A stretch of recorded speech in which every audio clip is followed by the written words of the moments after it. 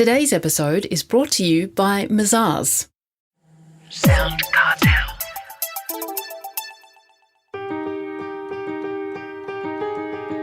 From SoundCartel, I'm Nicole Goodman, and this is Business Essentials Daily.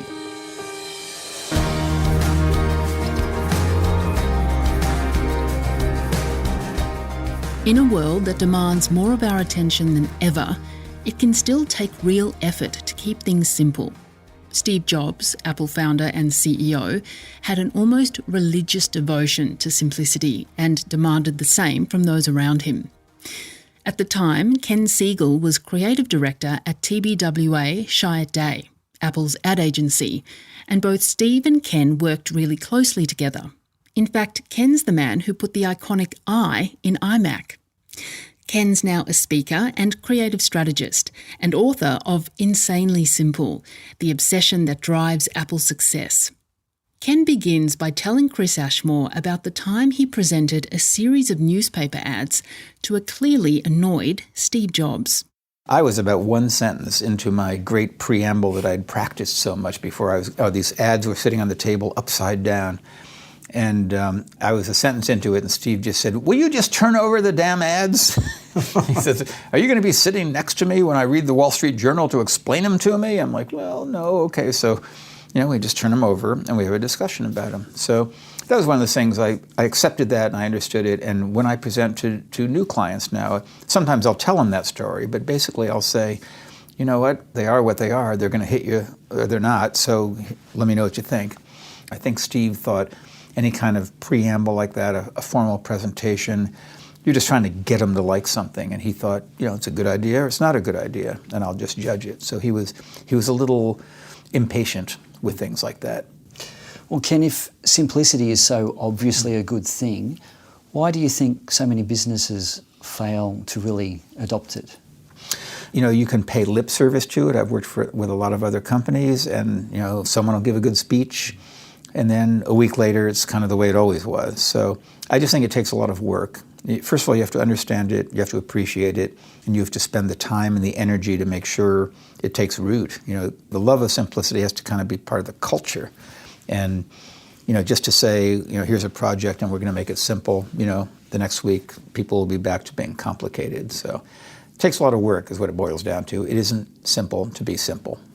Now, Steve had a simple stick he'd use with great effect. What is the simple stick, and were you ever hit by it?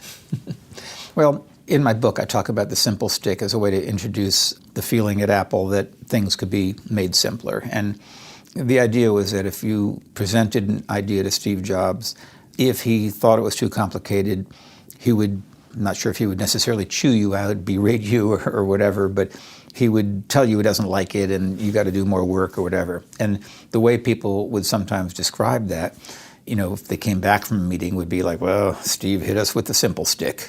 It's kind of like the way he would discipline people for making things too complicated. So I think I was hit by the simple stick, more than once.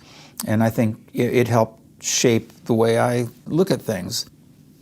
There's a chapter in the book called Think Skeptic, and in it you say not to give in to naysayers. There will always be a reason for someone to say no, but is what they often mean hard to do? A lot of times people say something can't be done.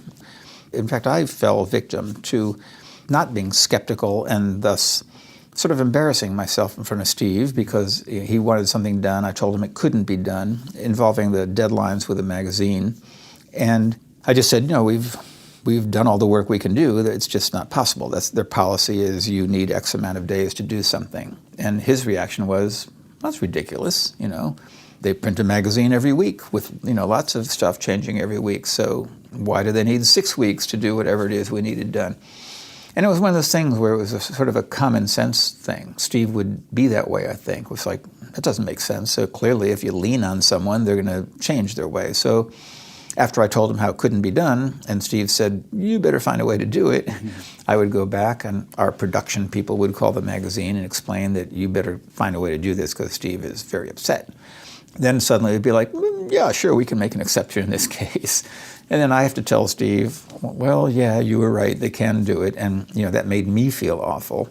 And it made Steve feel like, why do I listen to these people when, I know more than they do, kind of a thing. So be very careful about what people tell you can or can't be done, because there are all kinds of reasons why people can't do things.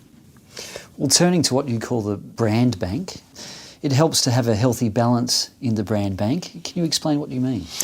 Every time you do something good, every time your product is well received, that you sort of are putting deposits in your brand bank. So Steve's thing was that you want to have a high balance in the brand bank, and the reason you want to have that is that shows that people are attached to you, and you have some goodwill built up, and when that inevitable bad thing happens, you'll survive. People will say, well, they're good guys, so cut them a break. So one of the examples I use is the iPhone 4 that had that antenna that wrapped around the edges, and there was immediately a firestorm of criticism because if you held it a certain way, you could short out the antenna, and people were dropping calls, and it wasn't nearly as big a deal as the world made it out to be, but there's so many people anxious to attack. It became a huge, huge thing. Because Apple had a high balance in the brand bank, people were like, well, generally they're a really good company, so it doesn't seem like a terrible problem, and I like the values this company has, so people stuck with them. There wasn't a mass defection, and if a company had a low balance in the brand bank, they would defect, and you would have a bad result. But Apple emerged from that unscathed. Apple was and still is a phenomenally successful business generating lots of money, but profits were not Steve's focus, is that right? I think this is a really important thing because I've worked with a bunch of these different companies now, Intel, Dell, Apple, etc. I think in the world of Intel and Dell, it was very profit-oriented. Almost every meeting was about driving up the number of clicks or sales or whatever, and you had to have measurable results, and that's all it was about. And creativity, honestly, was somewhat second in the priority list. I never had any meeting at Apple like that. There was never any kind of performance thing. It was always about just do great work. They didn't do that because they set out to get rich. They did it because they set out to make great products. If there's one single lesson that you can take away working with Apple, what would that be? What I learned from Steve is do the right thing. And that's going to sound, like I say, a bit trite, but that worked for him on two levels. One was the moral level. And we had a time where one of our Think Different ads created some controversy in somewhere in Asia. I forget exactly what it was, but we had chosen a person. It might have been Gandhi or something, and some locality was having an issue with it, and we got to run something else. And Steve listened to it, and he said, well, I'm really sorry that they feel that way, but that's Apple. That's what we believe. And we're not going to change that just to sell a few more computers. So that's us, and that's what we're running. And I remember thinking, wow, I've never really heard a CEO respond with such, moral correctness, and I respected him more for it. And so I think that was a right thing. And then you can look also, if you talk about morals, the App Store and the way Apple sort of polices, they approve, what apps are there. Steve didn't want pornography and bad things to be in the App Store. It's like, what? If they want to get those things, let them get them elsewhere, but Apple is not going to make that for them. The other part of it was the right thing as far as products went, and Steve really believed that the user experience was more important than anything else. So we had to make everything, in advertising that was part of the user experience, but, when you buy a product, the beauty of it, the feel of it, the software design, all that stuff. If there was ever a choice to be made, it was very simple. It's like, which one makes the best user experience? And that was the right thing to do. And then he would say, now find a way to do it faster and cheaper. He would never really compromise, but he never wavered in doing the right thing. That was author and ad man Ken Segall.